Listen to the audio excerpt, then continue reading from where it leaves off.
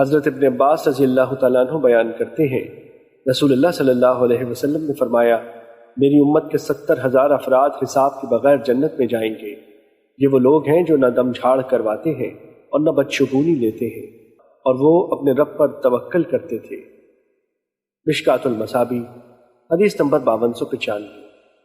حضرت ابن عباس رضی اللہ تعالیٰ عنہ بیان کرتے ہیں، ایک روز رسول اللہ صلی اللہ علیہ وسلم تشریف لائے تو فرمایا، مجھ پر امتیں پیش کی گئی۔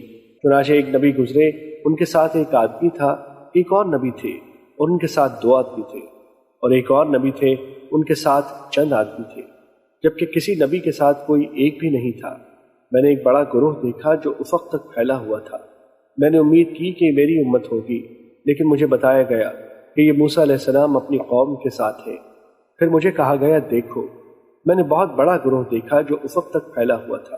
مجھے کہا گیا، اس طرف سے دائیں بائیں دیکھو، میں نے بہت بڑا گروہ دیکھا جو افق پر پھیلا ہوا تھا۔ مجھے بتایا گیا کہ یہ آپ کی امت اور ان کے ساتھ ان کے آگے 70,000 ہیں جو حساب کے بغیر جنت میں جائیں گے۔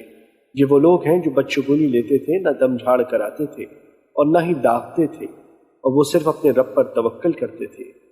اتنے میں عکاشہ بن محسن رضی اللہ تعالیٰ عنہ نے کھڑے ہو کر عرض کیا، اللہ سے دعا فرمائے کہ وہ مجھے ان میں شامل فرمائے۔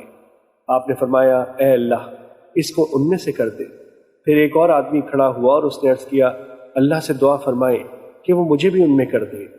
آپ نے فرمایا، اس میں عکاشہ تجھ سے سبقت لے گیا ہے۔